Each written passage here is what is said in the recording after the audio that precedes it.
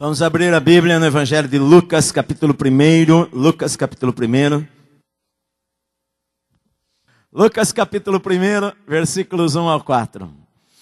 Visto que muitos houve que empreenderam uma narração coordenada dos fatos que entre nós se realizaram, conforme nos transmitiram que desde o princípio foram deles testemunhas oculares e ministros da palavra, igualmente a mim me pareceu bem, depois de acurada investigação de tudo, desde sua origem, dar-te por escrito, excelentíssimo Teófilo, uma exposição em ordem, para que tenhas plena certeza das verdades em que foste instruído. Amém. Como é que nós podemos aprender algo da Bíblia sobre Lucas, se a Bíblia fala tão pouco sobre Lucas?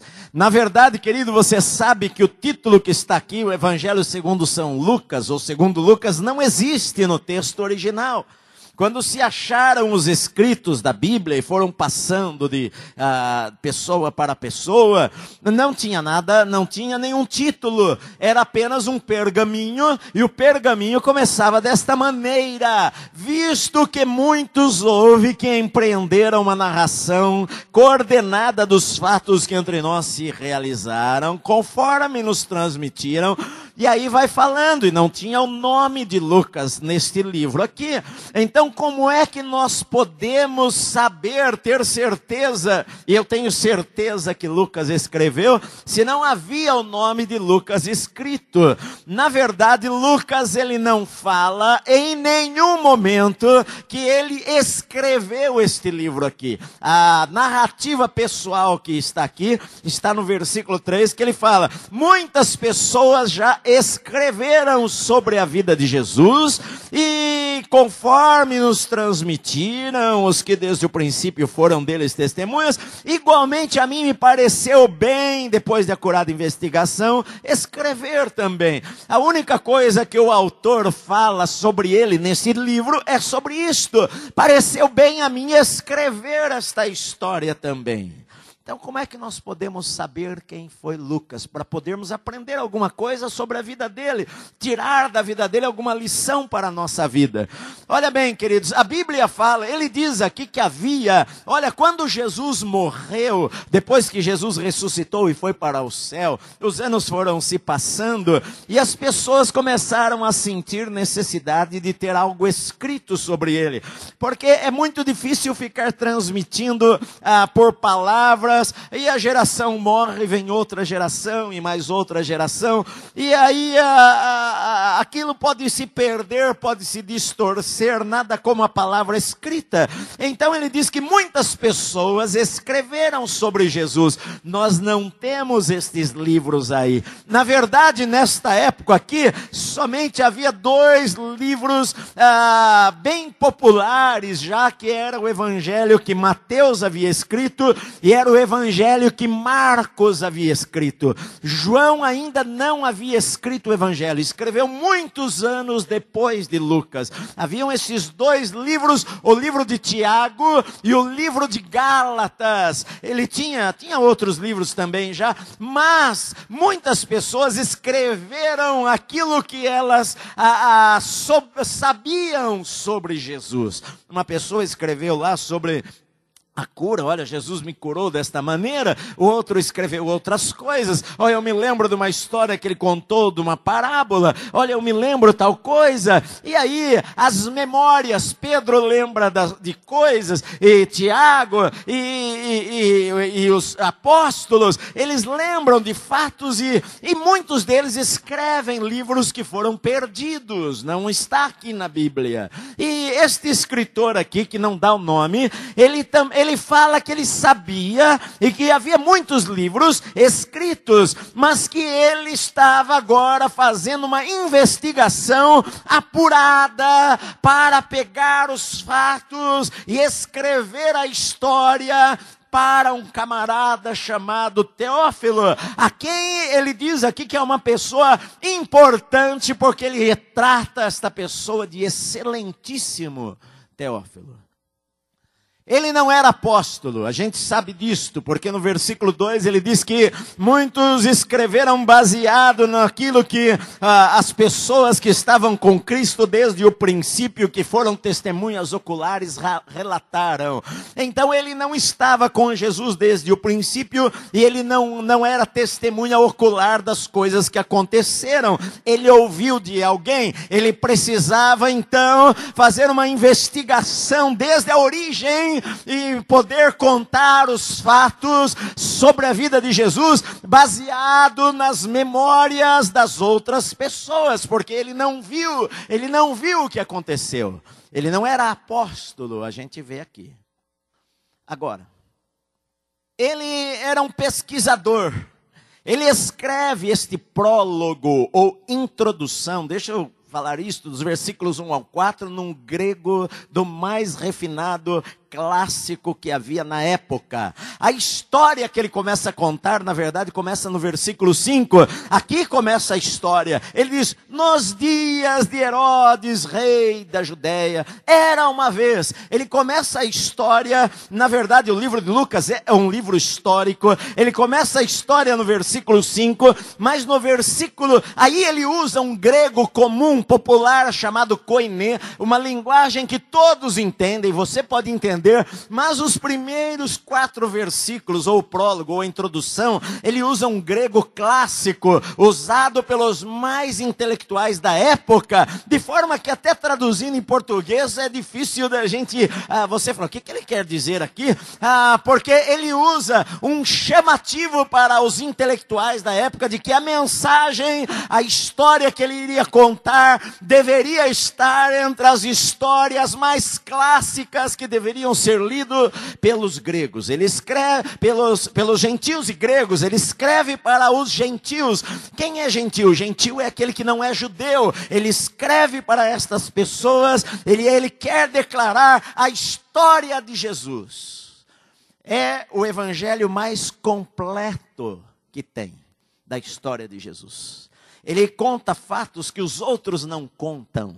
Ele começa a história, na verdade, nos dias de Herodes, havia um homem chamado Zacarias, casado com uma mulher, Isabel. Ele começa a história lá sobre João Batista, o nascimento daquele que iria ser o precursor do Messias. É o único que conta esta história. Ele conta o nascimento de João Batista, depois ele conta sobre o nascimento de Jesus, quando Maria fica grávida. Ele conta com nitidez, com clareza.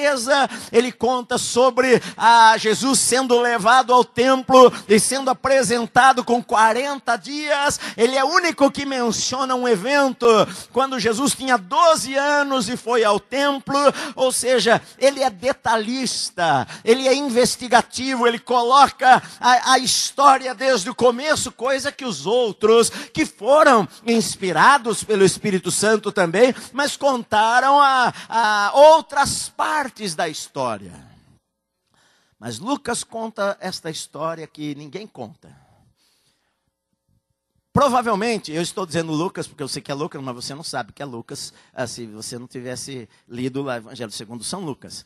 Mas esta pessoa, ele conversou com muita gente. Provavelmente, eu acredito que com certeza, ele conversou com Maria muitas vezes, a mãe de Jesus.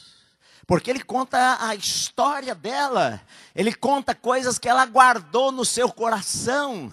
Ele conta, por exemplo, quem não conhece direito a Bíblia, ele lê no Evangelho de Mateus, e lá tem uma genealogia. Jesus, filho de fulano, filho de fulano, filho de fulano, e aí vai. E ele lê Lucas, e a genealogia é outra. Não sei se você já leu isto, os nomes não são os mesmos. Por que há esta diferença? Porque no Evangelho de Mateus, Mateus está escrevendo para os judeus, e Mateus usa a genealogia do pai de Jesus, de José, porque os judeus, a genealogia tinha que vir do pai. Então Mateus conta a genealogia vindo de José, mas Lucas, que escreve para os gentios, conta a genealogia de Maria, e não a de José. Porque para os gentios tanto importasse se fosse a genealogia do pai ou da mãe. Então ele conta a genealogia de Maria. Agora, olha bem, vire a página da Bíblia lá no livro de Atos, no capítulo 1. No versículo 1 está escrito o seguinte: escrevi o primeiro livro, ó Teófilo, relatando todas as coisas que Jesus começou a fazer e a ensinar, até o dia em que, depois de haver dado mandamentos por intermédio do Espírito Santo aos apóstolos que escolhera, foi elevado às alturas. Olha bem, a gente lê aqui o seguinte, que a pessoa que escreveu o terceiro evangelho, ele também escreveu o livro de Atos, porque ele diz no versículo 1, escrevi o primeiro livro, ó Teófilo. Ele está falando com a mesma pessoa e dizendo que ele já havia escrevido um livro para esta pessoa, que nós lemos lá na introdução de Lucas. Então a gente percebe que esta pessoa, ela escreveu 2 livros da Bíblia e ela se torna o segundo escritor, o segundo maior escritor do Novo Testamento, apenas depois do apóstolo Paulo. Ele escreve este terceiro evangelho, ele escreve o livro de Atos, contando a história que percorre um período desde o nascimento, desde antes do nascimento de João Batista, quando o anjo aparece ao seu pai e percorre a história de Jesus, a morte de Jesus, a ressurreição de Jesus, e ele continua em Atos colocando a história da igreja através de Pedro, através de Paulo, e ele vai até a prisão de Paulo lá em Roma, e de repente ele cessa a história. Ele conta essa história que percorre um período de mais de 60 anos do cristianismo. Ele é um historiador. Agora, o que nós sabemos sobre ele? Não sabemos tanta coisa, mas nós sabemos algumas coisas. Vire a página da Bíblia aí no livro de Atos, onde você está, e vai lá para o capítulo 16. Versículo 6. E percorrendo a região frígio-gálata, tendo sido impedidos pelo Espírito Santo de pregar a palavra na Ásia, defrontando Mísia, ele está contando sobre Paulo. Tentavam ir para a Bitínia, mas o Espírito de Jesus não o permitiu. E tendo contornado Mísia, desceram a Troade. À noite sobreveio a Paulo uma visão na qual um varão macedônio estava em pé e rogava, dizendo: passa a Macedônia e ajuda-nos. Assim que teve a visão, imediatamente procuramos partir para aquele destino, concluindo que Deus nos havia chamado para lhes anunciar o Evangelho. Olha, a pessoa que ela não é atenta à palavra de Deus, ela passa batido nesse texto. Mas aqui tem uma coisa muito importante. Porque até o capítulo 16, versículo 9, o autor do livro de Atos, que é o mesmo do terceiro Evangelho, ele está contando a história do começo da igreja. Ele conta sobre Pedro, e agora ele está contando sobre Paulo, e ele está na segunda viagem missionária de Paulo. E Paulo está agora chegando à cidade, e ele quer ir para um lugar. O Espírito Santo impede Paulo de ir para lá, e ele quer ir para outro, o Espírito Santo impede de ir para lá, e ele chega à cidade de Troade, no versículo 8, e tendo contornado Mísia, desceram Paulo e as pessoas que estavam com ele, Silas, desceram em Troade, e lá em Troade Paulo tem uma visão de um homem que diz: passa a Macedônia e ajuda-nos. E no versículo 16, assim que teve a visão, imediatamente procuramos. Aqui há uma mudança. Em inglês se diz assim, we section, que é uma seção de nós. A partir de agora, o escritor do livro de Atos passa a fazer parte. Em Troade, ele se junta a Paulo e começa a viajar com Paulo. E a partir de agora, ele usa o pronome nós. Ele se inclui, coisa que antes ele estava contando sobre eles. Eles chegaram, eles tentavam, eles desceram a Troade, mas a partir de agora, ele fala, procuramos partir. No versículo 11, tendo pois navegado de Troade, seguimos em direitura. Versículo 12, permanecemos permanecemos algum dia. Versículo 13, no sábado saímos da cidade para junto do rio, onde nos pareceu haver um lugar de oração. A partir dali, ele usa o pronome nós, ele entra no grupo de Paulo. Então aqui a gente já descobre uma outra coisa, que o escritor do terceiro evangelho, o escritor do livro de Atos, ele é companheiro de viagem de Paulo. Ele viaja com Paulo. Agora, por que eu estou falando estas coisas para você? Porque ele não se identifica. Porque o escritor do Novo Testamento, o segundo maior escritor do Novo Testamento, ele não começa o seu livro dando nome. Porque ele não era um dos apóstolos, como Paulo, que escrevia o seu nome. E ele não se identifica. E a gente não saberia quem ele é se nós não olhássemos com cuidado nas Escrituras. Porque este homem que está escrevendo é um intelectual para escrever a abertura do livro de Lucas daquela maneira, mas é um homem extremamente humilde, é um homem que não quer mostrar quem ele é um homem que não está se importando de que as pessoas saibam o que ele está fazendo, a importância que ele tem. Ele se esconde, ele não declara o seu nome. Nós temos que investigar, pesquisar, ver como é que a gente descobre quem é esta pessoa, já que não havia lá escrito Evangelho segundo São Lucas. Nós descobrimos que ele é um companheiro de Paulo de viagem.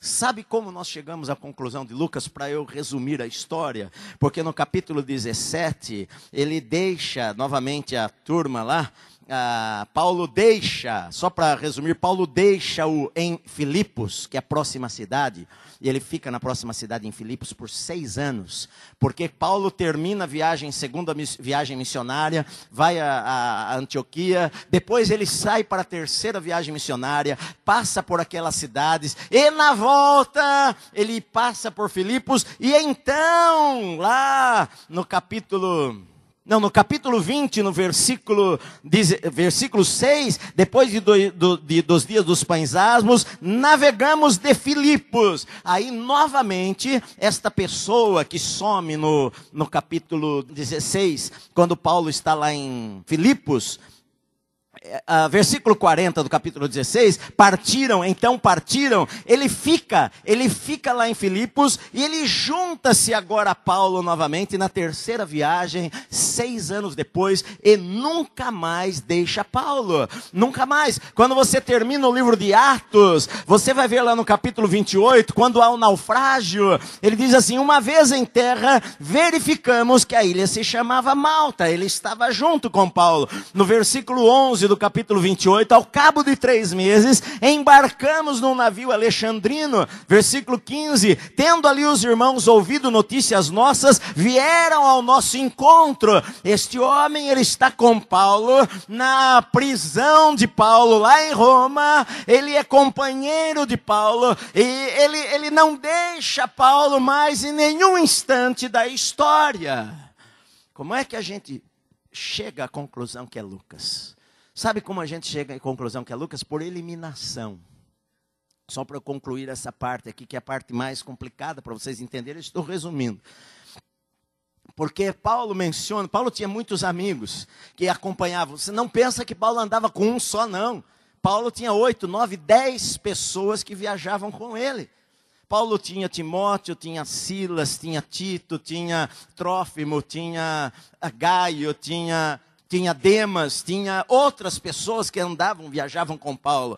Só que no livro de Atos, o escritor, ele não fala quem ele é, ele fala nós viajamos, mas ele menciona outras pessoas. Por exemplo, ele fala, Paulo deixa Timóteo e fulano em tal lugar. Significa, você elimina Timóteo e fulano, porque não é ele. Porque quando ele menciona ele fala, nós estávamos. Quando eu falo de mim, eu falo, nós estávamos, mas Paulo deixou fulano e fulano em tal lugar. lugar. Aí a gente entende que o fulano não é parte ou seja, não sou eu que eu estou escrevendo sobre alguém. E no livro de Atos se mencionam todos os amigos de Paulo, menos 3. Não menciona o nome de Lucas, não menciona Tito e não menciona Demas. Mas a gente sabe que Demas abandonou a Paulo, amando o presente século. Então esse está eliminado. E a gente sabe que Tito, Paulo deixou em outras cidades. Deixou, por exemplo, na ilha de Creta. Enviou Tito para outros lugares. Então, por eliminação, o único amigo de Paulo que não aparece e que não vai para outro lugar, e que segundo os outros livros da Bíblia estava sempre com Paulo, é Lucas. E aí, eureka, descobrimos que Lucas escreveu o terceiro evangelho. Certo? Eu queria contar isso daí para você entender, para a gente chegar no ponto que eu quero falar. Um dos pontos que eu quero falar é o caráter deste homem que não queria ser visto pelos outros. O caráter de um homem que não estava preocupado com o que os outros achavam dele. O caráter de uma pessoa que não se achava importante para começar um livro, para contar a história de Jesus tão clara, para escrever e ter um amigo tão importante como o excelentíssimo Teófilo, uma pessoa que andou com Paulo, uma pessoa que com certeza conversou com os outros apóstolos para investigar e saber aquela história e contar em detalhes a história. E esta pessoa não se importa de declarar o seu nome, não se importa em falar quem ele é, não se gaba da sua importância, não se mostra diante dos outros. Eu vejo que aí tem uma lição extremamente importante para todos nós. Não é verdade, queridos? Porque a gente tem a mania de colocar a nossa reputação como a coisa mais importante. Aquilo que falam de nós, aquilo que pensam de nós, aquilo que acham de nós. A gente tem a mania de achar, mesmo no meio eclesiástico, que os títulos são extremamente importantes. E de vez em quando a gente encontra alguém que tem um ministério, ele é apóstolo, ele é profeta, ele é pastor, ele é evangelista, ele tem os 35 dons, ele tem isto e aquilo, e o cartão dele precisa ser não cabe. A gente acha que a gente precisa falar bastante de nós. A gente acha que nós precisamos dar as nossas credenciais. Eu sou isto e eu prego aqui, eu falo ali, eu falo lá. E todo mundo me conhece. Olha, aqui estou para escrever um livro. Mas Lucas, ele é invisível. Lucas, ele não se declara. Ele não aparece. Ele não faz questão que as pessoas saibam quem ele é. Ele está inspirado pelo Espírito Santo, mas ele omite qualquer pista de que pudéssemos descobrir quem ele é, a menos que a gente cavoque na Bíblia e descubra que foi ele que escreveu este livro importante. Pois bem, 3 textos da Bíblia, os únicos 3 que falam sobre Lucas. Vamos abrir lá em Colossenses capítulo 4, os 3 únicos textos que falam de Lucas. Colossenses capítulo 4, versículo 14, que Paulo está dando o tchau para os irmãos. Paulo escreve Colossenses, ele está preso em Roma, lá no capítulo 28 de Atos, é esta prisão que ele está. Se você ler Atos 28, ele escreveu lá de Atos 28, quando ele estava preso em uma casa, acorrentado a soldados romanos. Ele escreve Efésios, Filemão, Colossenses e Filipenses, 4 cartas chamadas cartas da prisão. E ele está lá preso, e ele escreve de lá, dizendo no versículo 14, saúda-vos Lucas, o médico amado, e também Demas. A gente descobre que lá com Paulo estava Demas, e estava Lucas, e estavam outros irmãos também. Então a gente descobre aqui que Lucas, ele era médico, e Paulo fala o médico amado. Estava com Paulo lá na prisão em Roma, na primeira prisão que Paulo esteve lá em Roma.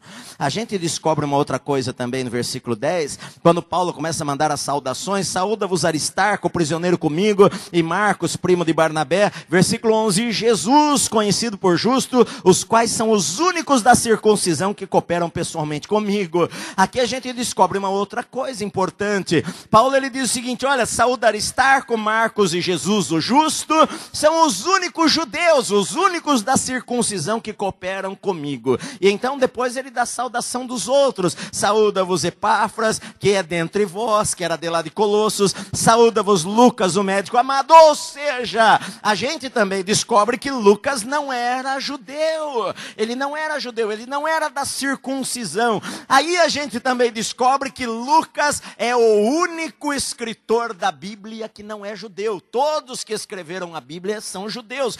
Lucas é o único que não é judeu. E ele é o maior escritor do Novo Testamento depois do apóstolo Paulo. Ele escreveu mais do que João, mais do que Pedro, mais do que Mateus, mais do que Marcos. Ele escreveu mais do que todos os outros. E ele não era judeu, ele era gentil. Ele não era de nenhuma tribo de Israel. A gente descobre aqui sobre ele também. Filemão, depois vire a Bíblia aí. Filemão, Timóteo, Tito, Filemão. Filemão 23, 24, é um capítulo só.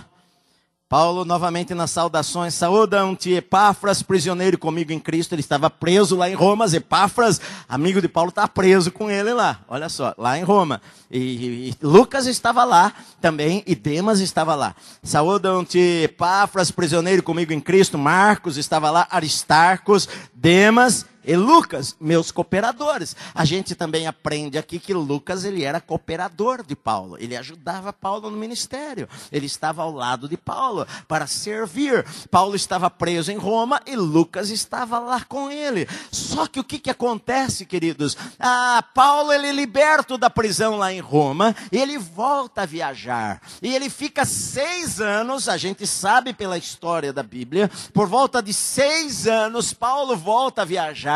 Ele vai para Jerusalém adorar a Deus e lá ele é preso novamente. Ele é preso, ele é enviado para uma prisão em Cesareia Marítima, nós estivemos lá. Ele é enviado para aquela prisão, ele fica lá por 2 anos e então ele é levado para Roma, isso na primeira prisão, mas ele é levado para Roma e lá em Roma ele escreve a última prisão dele, ele escreve a última carta, que é 2 Timóteo, vira a página aí só um pouquinho antes, é o último texto que eu vou ler aqui. 2 Timóteo, ele escreve, ele está na prisão, ele está para morrer, ele sabe que vai morrer. Ele escreve no capítulo 4, o tempo da minha partida é chegado, eu já estou sendo oferecido por libação. E ele escreve a Timóteo no versículo 9, procura ver comigo depressa, 2 Timóteo 4, 9, porque Demas, tendo amado o presente século, me abandonou e se foi para Tessalônica, tendo amado o primeiro presente século, me abandonou e se foi para Tessalônica.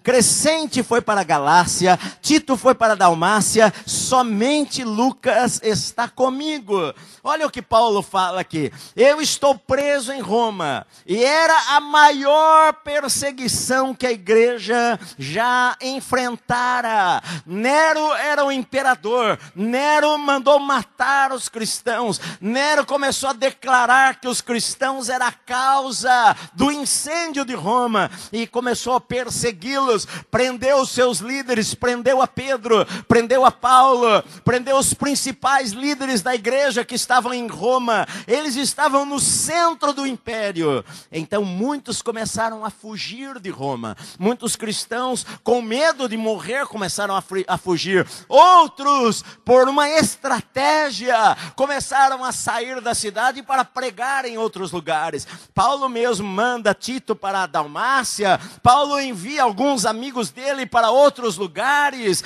de forma que Paulo fala que até alguns abandonaram a Paulo na hora que ele mais precisava. Ele diz no versículo 16 lá, na minha primeira defesa ninguém foi a meu favor, antes todos me abandonaram, que isto não lhes seja posto em conta. Mas o Senhor me assistiu e me revestiu de forças, para que por meu intermédio a pregação fosse plenamente cumprida, e todos os gentios a ouvissem, e fui libertado da boca do leão. Olha, Paulo estava preso. Muitos crentes estavam sendo jogados nas arenas romanas, famílias inteiras, crianças, homens, mulheres. Paulo era o líder da igreja. Paulo era reconhecido em todo lugar. Ele estava preso. E ele diz, olha, na minha primeira defesa não tinha ninguém aqui comigo. Que o Senhor não lhes impute isso daí. Que o Senhor perdoe esta falha dos meus irmãos. E ele começa a falar, olha, a Demas ficou com medo e amou o presente século e foi embora para Tessalônica. O outro foi para tal lugar, o outro foi para tal lugar. Somente Lucas está comigo. E aí a gente aprende uma outra lição sobre a vida de Lucas, que se chama lealdade. Porque Lucas, ele era leal a Paulo. Ele amava Paulo. Paulo chama de médico amado. Ele não iria fugir e deixar o seu amigo agora numa situação assim. Todos estavam fugindo, mas Lucas não era de fugir. Lucas tinha o maior respeito, consideração por Paulo. E Lucas seguiu a Paulo durante anos e anos e anos nas prisões. Ele passou pelo que Paulo passava. Ele passou pelos naufrágios que Paulo passou. Ele passou por fome. Paulo falou lá em Coríntios, eu fui castigado várias vezes, eu passei por fome, eu passei por sede, eu passei perigo nas estradas, eu passei perigo entre os judeus, eu passei perigo entre os gentios, eu sofri naufrágios, eu sofri isto e aquilo, e Lucas o tempo inteiro estava com Paulo. Lucas passou por naufrágio, Lucas passou por fome, Lucas passou por perseguições, e agora aqui que todos o abandonam, Lucas está lá com Paulo, porque ele era leal. Ele não iria abandonar o seu amigo. Esta é uma palavra que a gente não vê com muita frequência, lealdade. A gente não tem muita gente que é leal. A gente tem pessoas, a maioria que buscam o que Paulo escreveu, todos buscam o que é seu. A gente conhece gente que quer salvar a sua pele no momento de um problema. Alguém que corre para se safar de uma situação. Alguém que está preocupado consigo mesmo. É difícil achar alguém que está conosco, de verdade. Alguém que nos defenda.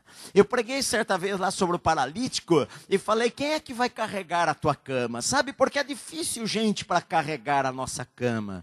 É difícil gente que está conosco para arriscar a sua vida. É difícil alguém que realmente se abdica de tudo para carregar a nossa mala. Para a gente poder pregar a palavra. Para Paulo poder pregar a palavra. Para Paulo estar livre para estudar os pergaminhos e ser bênção por onde ele passava. Ele tinha gente ao seu lado que o ajudava, que fazia comida, que cuidava das coisas. Ele tinha pessoas que estavam com ele sempre. Lucas era uma destas pessoas. E na prisão, diante da morte, Paulo foi morto depois disto. Ele fala no primeiro julgamento, o Senhor me assistiu, o Senhor me livrou, eu tive a liberdade de pregar o evangelho. Paulo não se intimidou. Eu preguei o evangelho e o Senhor me livrou da boca do leão. Eu não morri desta vez, mas Paulo sabia, eu vou morrer, eu estou preparado, eu combati o bom combate, eu terminei a carreira, eu guardei a fé, a coroa já está preparada para mim. Ele sabia disso daí, e Lucas estava do seu lado, e diante do perigo de vida, Lucas não abandonou a Paulo, mas ele foi leal. Ah, como nós precisamos de gente assim. Porque o que mais nós vemos é gente abandonar gente. O que mais pastor sofre, eu acho, na vida é abandono de pessoas. Pode estar certo disto. Como a gente abandona facilmente as pessoas. Ainda mais se nós tivermos um perigo. Nós corremos e pulamos do barco. Alguém esses dias aqui estava contando para mim aqui, falou, pastor, ore pelo fulano. Você conhece o pastor fulano? Eu falei, conheço. Pastor, ore por ele. A igreja dele com um plano e compraram um terreno, empolgados, e uma prestação alta para pagar. E o copastor da igreja fez um grupo de pessoas, saíram da igreja, e o copastor levou a maior parte. E o pastor está desesperado, porque agora tem poucas pessoas e tem uma prestação alta para pagar, não está conseguindo pagar a prestação do terreno da igreja. Você está me entendendo? Lucas não. Se for preciso morrer com Paulo, eu morro com Paulo. Estou do lado dele. Sou amigo dele. Ele vai morrer agora? Não tenho medo de morrer também, não. Mas eu não saio de Roma. Paulo precisa de amigos. Paulo precisa de alguém ao seu lado. Paulo é homem. Paulo é homem. Paulo precisa de gente que ore com ele. Paulo precisa de uma mão que ele sabe, não, esse está comigo. Até o último instante. Você se lembra quando João Batista estava preso, ele foi decapitado? Ele era homem, como qualquer pessoa é homem. Você não pense que o homem não tem tentações e não tem, algumas vezes, medo também. É claro, ele é homem. João Batista estava na prisão, ele ficou até confuso. Será que aquele que está lá é Jesus mesmo?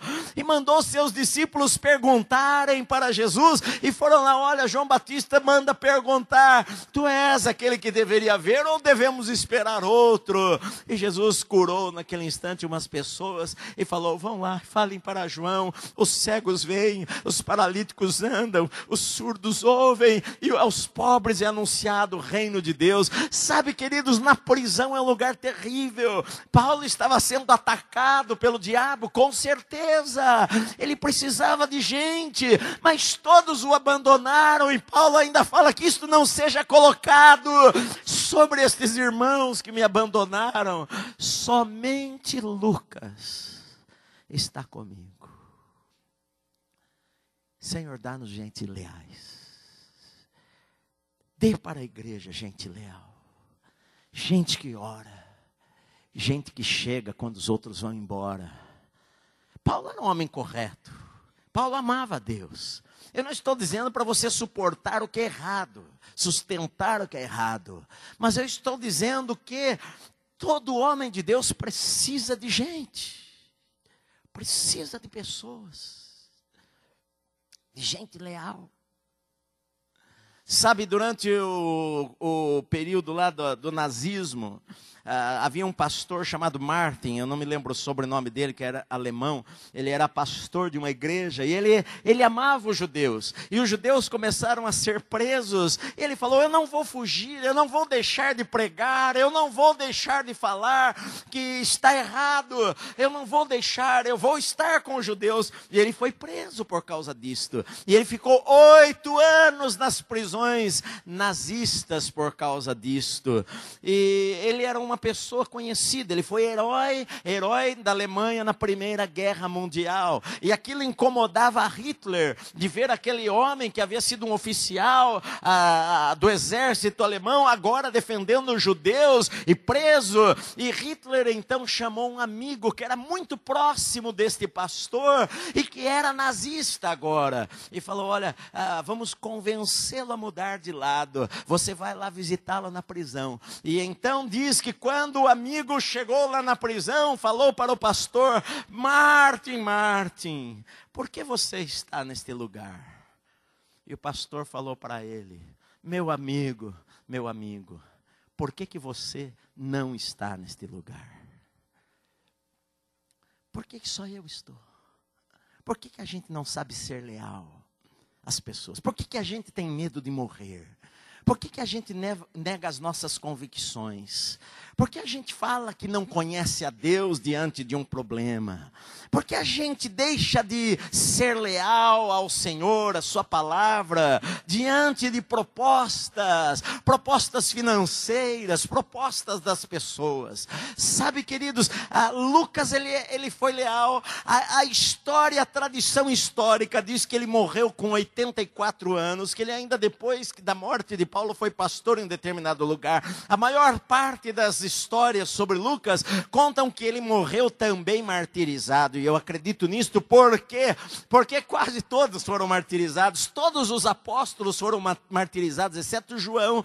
João, ele não foi martirizado, ele foi preso e lançado numa ilha deserta, chamada Ilha das Cobras, a ilha de Patmos, onde ele recebe a visão do Apocalipse. Foi o único que não morreu tendo a sua cabeça cortada ou coisa assim.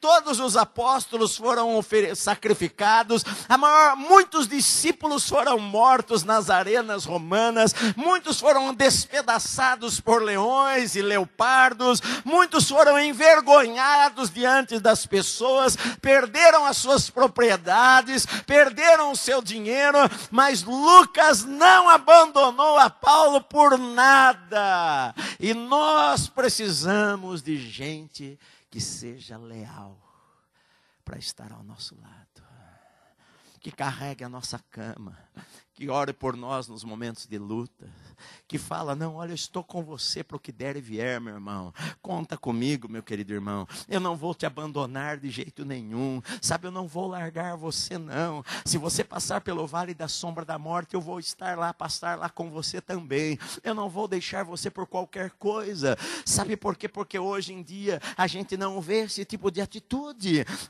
nem os pastores, coitado dos pastores, eu preciso defender os pastores, sabe, coitado dos pastores, porque as pessoas se reúnem nas suas casas para falar mal dos pastores. Meu querido, não fale mal do pastor. Se você não é desta igreja, vai em outra igreja, e você vê que o pastor não é um homem de Deus, saia de lá, mas saia com a boca fechada. Mas tem gente que não, se reúne numa casa para falar isto, para falar aquilo, para falar mal, criam coisas, dividem igrejas, mais igrejas têm sido criadas por divisão do que por realmente uma direção do Espírito Santo. Destrói igrejas. Eu preguei quinta-feira passada, e eu estava falando, e vocês sabem que eu falo muitas vezes aqui de cigarro, e eu sou contra cigarro, é ruim. Sabia que é ruim? Você viu aí o presidente Lula está com esse câncer na laringe, e a causa disso, eu ouvi hoje um médico na rádio falando, a causa disso daí é o fumo durante muitos anos, e é potencializado pelo uso do álcool. É ruim, o cigarro destrói a tua vida. Eu perguntei, estava conversando com a minha esposa, o que é pior? Fumar ou falar mal dos outros? Os dois. Tá, mas eu vou falar para você. Falar mal dos outros é pior do que fumar. Porque o camarada fuma, ele destrói a sua vida. O outro maledicente, ele destrói a igreja, ele destrói a vida do pastor. Está cheio de pastor depressivo. Queridos, o que eu conheço de pastor? Escute. O que eu já ouvi falar de pastor em depressão? O que eu já ouvi falar de esposa de pastor em depressão por causa de irmãos da igreja, quando os irmãos deveriam orar, quando os irmãos deveriam abençoar, mas muitas vezes a gente não acha gente leal, que está ao lado, que ora junto, que chora junto, que abençoa. Sabe, meus amados irmãos, Lucas sabia, ele andou com Paulo, ele sabia que Paulo era um homem de Deus, ele sabia que Paulo amava o Senhor, ele estava lá, não, eu quero encontrar um homem de Deus e andar ao seu lado, e ele andou ao lado de Paulo a vida toda, esteve pronto a morrer pelo seu amigo. E Paulo fala lá em Colossenses, Lucas, saúdam-te Lucas, um médico amado. É verdade. Lucas, ele foi missionário, ele largou tudo para seguir a Paulo, ele largou tudo, ele era um homem extremamente inteligente, a tradição religiosa diz que ele era rico, e a gente pode perceber que ele era rico, porque ele era médico naquela época, ele escreve a história história de uma maneira tão detalhada no livro de Lucas e Atos. Ele usa termos médicos como seus artelhos. Ele escreve para os gentios, aqueles que como ele não eram judeus e que às vezes não percebiam que a porta estava aberta para os gentios também. Ele escreve o evangelho mais completo. Ele era um homem inteligentíssimo. No entanto, ele largou tudo para trás. Ele largou a sua carreira. Ele largou todas as coisas para servir o apóstolo, para estar ao lado, para carregar a mala. Ele não se importou de ser reconhecido. Ele não se importou de ser visto. Certa vez eu falei para você que alguém perguntou para um maestro qual que é o instrumento mais difícil de tocar numa orquestra. E o maestro respondeu, o segundo violino. E a pessoa perguntou, mas por quê? Ele falou, porque todos querem tocar o primeiro. É verdade. A gente quer ser o primeiro. A gente quer que o nosso nome apareça. A gente quer que, se alguma coisa acontece, às vezes até na igreja evangélica, Senhor, envia um avivamento, mas às vezes desde que seja aqui, através de nós. Vai que Deus queira enviar um avivamento, começar pela igreja lá da esquina. Aí o pastor vai descer o pau no avivamento, vai falar, não, isto não é de Deus. O que está acontecendo está abarrotado de gente, alguma coisa errada tem. Sabe, queridos, às vezes a gente fala que quer as coisas para Deus, mas às vezes a gente quer desde que o nosso nome apareça. Lucas não quis mostrar o seu nome. Lucas serviu a Paulo sem querer receber nada em troca. Lucas deu mais de 20 anos, 30 anos da sua vida atrás do apóstolo, servindo, ajudando, ao lado, até a morte. Com certeza, quando Paulo foi martirizado, Lucas estava lá em Roma. Somente Lucas está comigo. Estava lá. Talvez nos últimos instantes de Paulo, quem que pôde estar ali ao lado dele para orar, tenha sido Lucas. Estava lá. Deixou tudo. Poderia pensar em ganhar dinheiro. Poderia pensar nas coisas desta vida. Mas ele era leal. Ele tinha um chamado. Ele amava a Deus. Ele amava o Senhor. Ele não queria construir um nome para si. Ele não queria ser o mais. Ele poderia usar coisas, falar, eu andei com Paulo, eu fiz isto e aquilo, eu participei daquilo, eu estava no naufrágio, fiz isso. Mas não, ele não fala nada. Ele é invisível. Só 3 vezes quem menciona ele é Paulo. Ele não se menciona. Paulo menciona 3 vezes ainda mandando saudação. Olha, Lucas também, entre os outros, manda saudação para vocês.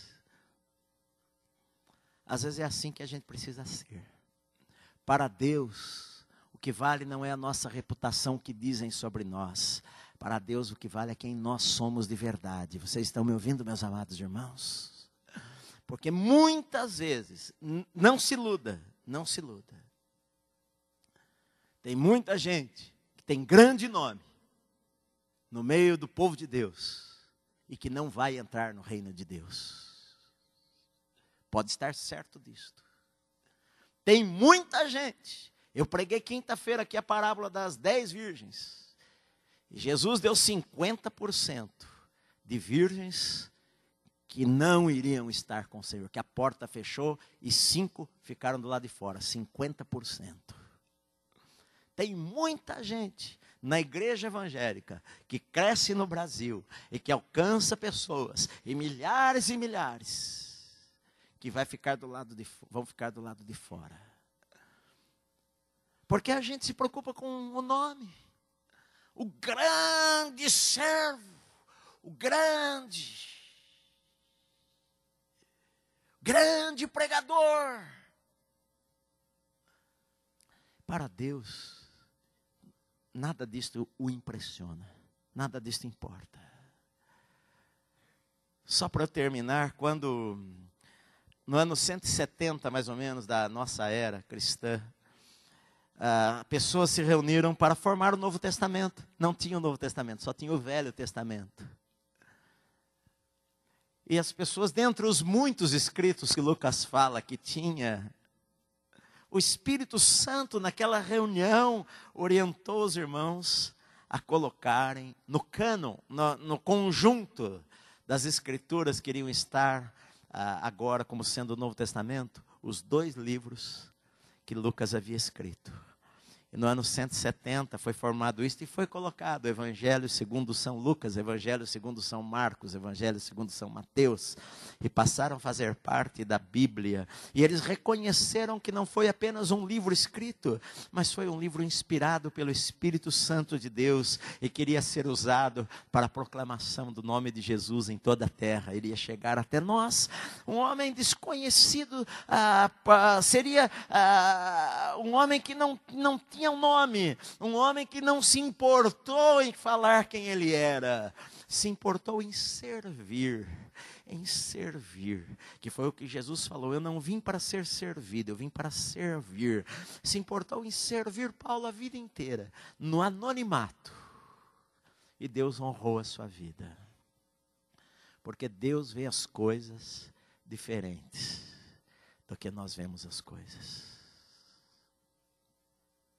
Ser sucesso para Deus não é ter a maior igreja, não é ter o maior ministério, não é ter o maior nome. Ser sucesso para Deus não é ter o maior nome, o grande, reverendíssimo, o apóstolo ou o profeta, o fulano. Não é isto que é sucesso para Deus. Ser sucesso para Deus é ser fiel a Ele. É ser leal ao Senhor onde o Senhor nos coloca. É ser fiel nas pequenas coisas que Deus nos dá para fazer, nas coisas que ninguém vê, nas coisas que não tem reconhecimento, andar ao lado, servir alguém, facilitar às vezes para alguém, ser uma bênção. Aquele Paulo era visto por todos e Lucas não era visto por ninguém, digamos, mas por Deus ele era. É isto que importa. O que é que Deus pensa da gente? Isto é o mais importante.